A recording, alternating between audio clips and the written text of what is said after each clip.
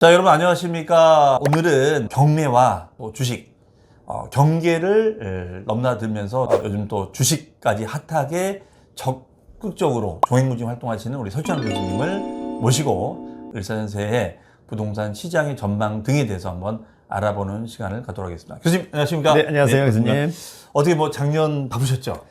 상당히 바빴습니다. 예. 네. 어떻게 지냈습니까? 네, 일단 상당히 바쁜 가운데서도 일단 또 할 일을 해야 되는 거니까 여전히 이제 책도 준비하고 있고 유튜브도 또 열심히 하고 있고 또 다른 이제 강의 교육도 또 여러 가지 또 계획을 잘 짜고 이제 실천하려고 하고 있습니다. 교수님. 네. 저는 항상 보면은 교수님 대단하신 게 그러니까 뭔가 새로운 거를 이렇게 업데이트를 정말 하시려고 노력 많이 하시고 또 사실은 부동산과 우리가 금융시장이 같이 움직이는데 우리가 투자선 중에 주식과 부동산을 다 같이 강의할 수 있는 우리나라 몇 안 되는 전문가 아니신가. 네. 근데 거기에는 정말 피나는 노력이 진짜 막 50개월 막 오면서까지 제가 아까 사석에서 얘기 나눴지만 맞습니다. 정말 고생을 많이 하신다고 얘기 들었는데 이따 또 얘기 나누면서 하겠습니다. 자, 먼저 교수님 이맘때쯤 되면은 이제 우리가 을사년세에 맞이해서 과연 부동산 시장이 어떻게 되느냐, 주식 시장이 어떻게 되느냐 이런 이제 이슈들이 많이 있는데 특히 최근에 이제 탄핵이라는 정말 우리가 생각지 못한 정말 좀 또 이런 일들이 일어났지 않습니까? 그래서 그러다 보니까 지금 투자 시장에서 굉장히 많은 혼선들이 있는 것 같습니다. 그래서 을사년세 부동산 시장 전망을 어떻게 하고 계신지 더불어서 요새 또 주식 강의도 하시니까 주식시장은 또 어떤지 같이 좀 이렇게 말씀해 주시면 감사하겠습니다. 네, 일단 개인적으로 놓고 본다면 2025년도에 가장 유망한 재테크 두 가지가 있다면 저는 주식과 국내 주식 그리고 부동산 경매가 아닐까 그런 생각을 한번 해보기도 합니다. 일단 많은 전문가들이 작년도 연말에 2025년도 주식시장 또 부동산 시장 어떻게 될 거냐 모두가 일치 단결해서 상저하고 상반기에 낮고 하반기에 좋을 거다. 이게 사실 예측하기 어렵다는 것이거든요. 사실은 누구나 갈 수 있는 이야기 상저하고 그러나 오히려 2025년도 주식시장은 지금 오히려 상저가 아닙니다.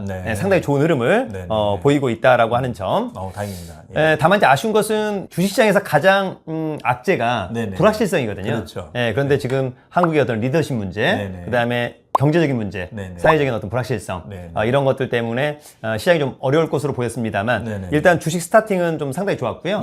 반면에 오히려 부동산 시장이 상당히 좀 어렵게 가고 있는 것 같습니다. 특히 이제 강남도 하락으로 전환됐다 이런 이야기가 나올 정도로 그래서 작년도 이제 9월 달부터 계속해서 부동산 가격이 하락했습니다만 앞으로 조금 더 하방 압력이 좀 더 심하지 않을까 그런 생각이 들고요.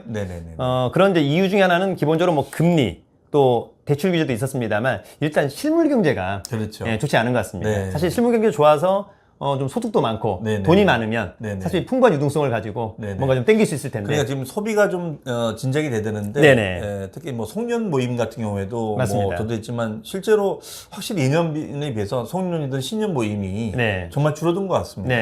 그래서 저희가 이제 소비 진작 부흥을 위해서 오늘 교수님하고 이거 끝나고 나서 저희가 신년 모임을 가기로 했습니다. 하여튼 이제 그런 측면이 있다. 그래서 이제 기본적으로는 저는 이제 올해 한 3월달 정도 지나봐야 조금 이제 그림이 제대로 잡히지 않을까 그런 생각을 한번 하고 있기도 합니다, 교수님. 또 더불어 사실은 같은 맥락이긴 하겠습니다만 이제 그러다 보니까 이제 부동산 이제 불경기면 또 좋아지는 시장이 경매 시장이잖아요. 그래서 지금 경매 시장에 대해서 기대들을 좀 하시는 분들 많이 계시더라고요. 그래서 2025년 경매 시장의 그런 분위기는 어떻게 좀 전환이 되고 또 이렇게 반응할지 같이 말씀해 주시면 감사하겠습니다. 저는 이제 개인적으로 경매 투자자로서 가장 좋은 시장이 아닌가 그런 생각이 드는데요. 사실 우리가 일반 매매 시장이 좋으면 경매 시장이 좋지 않습니다. 매물이 없습니다, 교수님. 근데 지금 경매 예정 물건부터 해서 경매 매물이 상당히 급증하고 있다. 그만큼 일반 매매 시장이 좋지 않고요. 따라서 이런 시장에서 오히려 싸게 낙찰받을 수 있는 절호의 찬스다. 많은 분들이 시장이 좋아질 때 낙찰을 받겠다 이렇게 생각하면 이미 낙찰가율이 너무 많이 올라가 있거든요. 그래서 이렇게 좀 시장이 어렵고 누구나 관망하고 쳐다보지 않을 때 이럴 때 싸게 낙찰받을 수 있는 찬스다라고 생각이 들고 실수요자들 입장에서는 지금 기회가 될 수 있겠네요. 맞습니다. 그래서 저는 이제 오히려 한 2번 정도 유찰된 아파트가 있다라고 한다면 유찰이라면 상당히 매력적이라고 보고요. 두 번 유찰. 물건상의 하자 없고 권리상의 하자 없다면 그것도 좋습니다만 저는 개인적으로 앞으로는 지식산업센터, 지식산업센터, 지산이 상당히 매력적이다. 다만 이제 뭐 일반 매매로는 별로 매력이 없어서 두 번 정도 유찰되면 서울 같은 경우에는 64% 감정가 대비, 경기도 같은 경우에는 49%니까 그 정도의 가격이라면 상당히 매력적이다. 메리트가 있겠네요. 그래서 우리 시청자 여러분들이 올해는 뭐 2번 이상 유찰된 아파트도 좋습니다만 2번 이상 유찰된 지산에도 관심을 가져보면 임대 수익도 좋고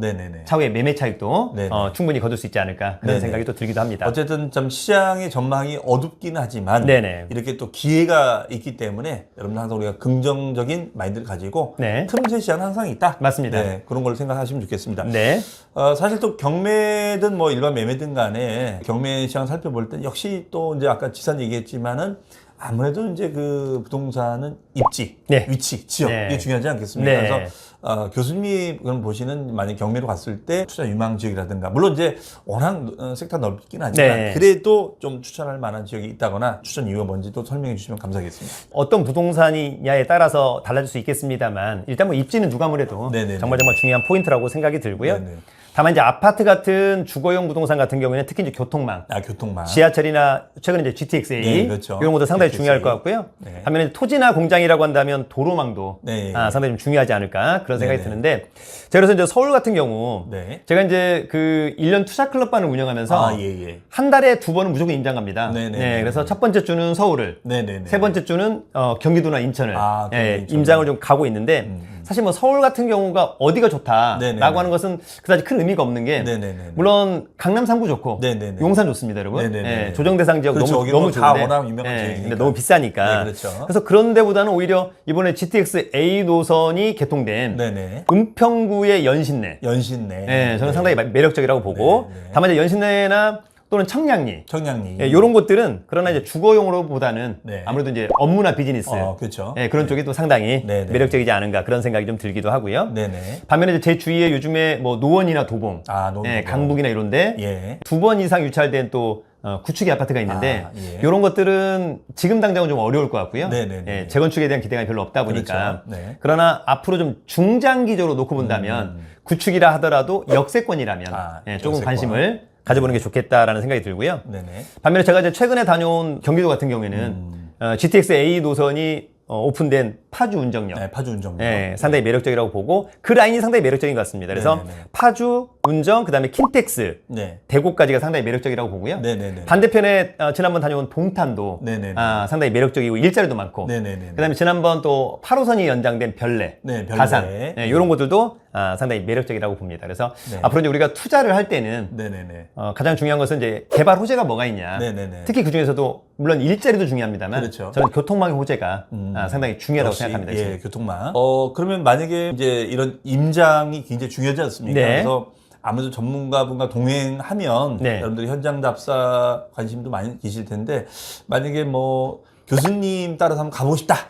그러면 어떻게 이 방송을 보신 분 중에 가입해서 이렇게 활동을 해야 되는 건지 좀 간단히 좀 안내도 해주시면. 제가 이제 저희 네이버 카페 설춘환 캠퍼스에서 기본적으로 1년 투자 클럽반. 1년 투자 클럽반. 그래서 1년 동안 경매 주식 다 하는 반인데 저는 이제 개인적으로 가장 중요한 것은 우리가 재테크에서 성공하기 위해서는 실천력이 중요하다고 생각하거든요. 막연히 그냥 공부만 하는 것은 별로 의미가 없고요. 그래서 실천력이 좀 중요하다고 보고 그런 분들이 이제 최근에 좀 투자를 뭘 하고 싶다, 뭘 했으면 좋겠냐라고 봤을 때 저는 앞서 얘기한 것처럼 지산이 일단 상당히 매력적이라고 생각이 들고요. 앞서 얘기한 것처럼 제가 이제 아까 서울과 경기도 언급을 했었습니다만 제가 다녀온 인천 같은 경우에도 최근에 뭐 송도라든지 계양, 검단, 청라도 상당히 좀 주거용으로서도 매력적이고 또 업무적으로 지역으로서도 상당히 매력적이라고 하는 그런 부분이 있고요. 중요한 것은 이제 우리가 사실 이론 같은 경우는 조금만 공부하면 되는데 사실 이제 가장 중요한 것은 이제 부동산에 대한 이제 가치 평가, 밸류에이션이 중요하잖아요, 교수님. 그래서 꾸준하게 임장을 해보는 것이 정말 중요할 것 같고 또 많은 분들이 이제 실제 현장에 가보면 중개사 사무소 들어가는 것을 굉장히 부담스러워하거든요. 뻘쭘하죠. 그런데 이제 사실은 이제 우리가 어떤 현장에 가서 중개사무소에 가서 어떤 그 지역의 어떤 현황이라든지 시세파 또 그 지역의 그 공인중개사분들이 가장 또 전문가시거든요. 그래서 그런 분들한테 그런 내용들을 좀 차분하게 획득하는 것도 저는 굉장히 좀 중요하다. 네, 그런 생각이 또 들기도 합니다, 교수님. 예. 네. 어쨌든 결론은 이제 현장에 답이 있다. 네, 맞습니다. 물론 이제 이론적인 공부도 중요하지만 현장에 답이 있다는 거 꼭 명심하시고요. 네. 자, 관련해서 사실은 그러면 이제 유망 지역이 있으면은 이제 투자 상품으로서도 뭐 사실 투자 상품 많죠. 근데 좀 압축해서 이 상황에서 투자 상품을 좀 추천하시면 어떤 상품들을 좀 추천을 하실 수 있을지. 자, 일단 제 개인적으로는 경매로 입찰을 한다라고 친다면 2번 이상 유찰된 부동산 상품은 거의 다 유망하다라고 생각하시면 좋을 것 같아요. 네, 그래서 아파트라든지 오피스텔, 빌라라든지 상가나 공장, 토지 모두가 2번 이상 유찰된 물건이라면 일단은 상당히 매력적이다. 다만 이제 권리상의 문제는 거의 없을 것 같은데 가장 중요한 것은 이제 물건상의 하자가 있는지만 좀 잘 체크하면 좋을 것 같은데 앞서 얘기한 것처럼 우리가 뭐 아파트 같은 경우에는 어떤 분이 저한테 어떤 아파트를 사야 됩니까? 라고 물어본다면 역세권의 신축의 대단지. 역세권의 신축의 대단지. 그러면 뭐 거의 논란의 여지가 없습니다. 그렇죠. 역세권이. 그 다음에 어떤 분들이 또 꼬마 빌딩 사고 싶다. 어떤 게 좋냐? 그러면 역세권의 코너. 코너. 역세권의 코너. 중요할 것 같고요. 그 다음에 이제 상가나 토지 같은 경우에도 일단 입지가 중요하니까. 그렇죠. 특히 토지 같은 경우에는 교수님 아무래도 이제 도로. 그렇죠. 접근성. 그 다음에 진입로하고 용도 지역. 이런 것들이 중요한데 그럼에도 불구하고 어쨌거나 가성비가 중요하니까 2번 이상 유찰된 물건을 위주로 반드시 기억하셔야 됩니다. 2번 유찰. 그래서 그런 물건을 위주로 또 처음에 입문할 때 어떻게 하면 좀 접근하는 것이 좋냐 이런 부분도 있거든요. 그래서 투자 지역과 투자 종목은 기본적으로 본인이 처음에는 잘 아는 지역부터 그래서 임장을 하더라도 제가 막 서울에 사는데 갑자기 뭐 제주도에 임장을 한다든지 부산에 임장을 한다든지 이거보다는 일단 서울을 위주로 또 경기 인천 자기가 잘 아는 지역부터 또 처음에 투자부터 너무 어려운 걸 하기보다는 또 쉬운 종목부터 처음 하신 분들이 보면은 이제 열정이 많으셔가지고 전국을 다 보시더라고요. 그래서 도대체 이제 뭐 너무 많으니까 그래서 말씀 주신 대로 뭐 애매하면 여러분 살고 계신 그 지역부터라도 아니면 그 연접 지역부터라도 주말에 한번 돌아보시고 중개 사무실도 가보시고 그런 것부터 시작을 하시면 좋지 않을까. 근데 너무 막 방대하게 생각을 하시더라고요. 그다음에 개인적으로는 또 이렇게 혼자서만 하기보다는 파트너가 있어야 될 것 같아요. 뭐 배우자랑 같이 간다든지 연인이랑 같이 간다든지 또 친구랑 그래서 그런 모임을 좀 만들어서 조금 오래 갈 수 있도록 그런 것도 상당히 중요할 것 같고 저도 이제 예전에 와이프랑 임장을 갔다 보면 제가 보는 것을 와이프는 못 보는 경우도 있고 와이프가 보는 것을 저는 또 못 보는 경우도 있어서 또 이렇게 크로스 체킹을 잘 하는 것도 좋았을 것 같고 또 하나 이제 아까 교수님 우리가 현장에 답이 있다고 하잖아요. 그러니까 현장에 갈 때는 체크리스트를 꼭 가져가서 체크리스트를 우리가 부동산 투자할 때는 약간 의도를 가지고 가야 되거든요. 왜냐면 우리가 여행 가는 게 아니잖아요. 그래서 의도를 좀 가지고 가고 사전에 좀 공부를 하고 가는 것도 좋겠다. 그래서 사전에 공부하는 것을 체크하는 것을 체크리스트. 그리고 이제 현장 가서 마지막을 또 짝 있게 하면 딱 좋을 것 같습니다. 그러려면은 좀 체크할 때 요즘은 플랫폼들이 많이 발달돼 있잖아요. 그래서 경매를 처음 입문하신 분들이 이런 지역 분석도 하고 경매 물건도 볼 때 참고할 만한 뭐 사이트라든가 플랫폼이 있으면 좀 뭐 많겠지만 좀 안내해 주시면 일단 기본적으로 이제 부동산 경매 물건을 좀 체크해야 되는 거니까. 그래서 대법원 경매 정보 사이트를 잘 봐줘야 될 것 같고요. 대법원 경매. 대법원 사이트하고 대법원 경매 정보 사이트는 완전히 다른 겁니다. 그래서 대법원 경매 정보 사이트. 그래서 지금 저희가 서울 용산에 있습니다만 노원에 또는 뭐 고양시에 부산에 광주에 나와 있는 경매 매물을 모두 확인할 수 있습니다. 이것이 또 경매의 장점입니다. 그래서 대법원 경매정보 사이트를 하나는 꼭 봐줘야 될 것 같고 다만 이제 이 대법원 경매정보 사이트가 공신력이 있고 무료입니다만 좀 아쉽게도 물건 하나에 대한 디테일이 좀 부족하니까 부동산 태인 같은 유료 경매정보 사이트를 하나 봐주는 것도 좀 좋을 것 같고요. 우리가 뭐 아파트에 대한 디테일, 준공 연도라든지 뭐 단지 크기라든지 여러 가지 것들은 우리가 이제 네이버 부동산도 좋고요. 그 다음에 호갱노노도. 호갱노노. 상당히 좀 매력적인 것 같고 오히려 이제 뭐 상가나 공장 등등 하면 디스코라고 하는 플랫폼도 상당히 매력적인 것 같습니다. 많이 보죠. 그래서 이런 전반적인 앱이나 사이트를 좀 한번 꼼꼼하게 좀 체크해서 확인하는 것도 상당히 중요할 것 같습니다. 아까 언급하신 사이트들은 한번 다 들어가 보시고요. 한번 체크해 보시기 바랍니다. 또 이제 경매를 이제 시작하려면은 많은 초보자분들이 이제 걱정하는 것이 이 권리 분석이라는 거. 뭐 이제 보면 이제 등기 부상에 막 여러 가지가 막 권리가 있지 않습니까? 그만 보고도 겁이 나가지고 야, 이거 뭐 내가 잘못 낙찰하면 내가 다 뒤집어 쓰는 거 아니야? 이런 권리 분석에 대한 좀 공포심이나 좀 그렇지만 걱정을 많이 하시더라고요. 네. 그래서 이런 부분들은 어떻게 대비를 해야 될지. 경매 권리 분석에서 하자의 모든 책임은 낙찰자 책임이라고 일단 딱 겁을 줘요, 교수님. 아, 그렇죠. 네, 근데 실제로 권리 분석상에 하자가 있는 물건이 거의 없습니다. 아, 그렇습니다. 네, 한 1000건이라면 뭐 한 2, 30건 있을까 말까 거의 없는 거거든요. 네. 그래도 어쨌거나 본인 스스로가 현장 답사를 통해서 물건상의 하자는 꼭 확인해야 될 것 같고요. 그렇죠. 그다음에 우리가 이제 권리 분석을 체크할 때 가장 중요한 서류가 3가지가 있는데 일단 매각 물건 명세서가 가장 중요합니다. 그래서 이거 법원이 만든 자료이기 때문에 사실상 매각 물건 명세서만 보고도 이거 물건상의 하자가 없구나. 낙찰을 받아도 전혀 문제가 없다라고 하는 점. 그래서 법원에서 나오는 매각 물건 명세서를 잘 체크하자. 네, 꼭 기억하셔야겠습니다. 네. 두 번째는 이제 등기부등본을 그래도 꼭 체크를 해야 될 것으로 보이고요.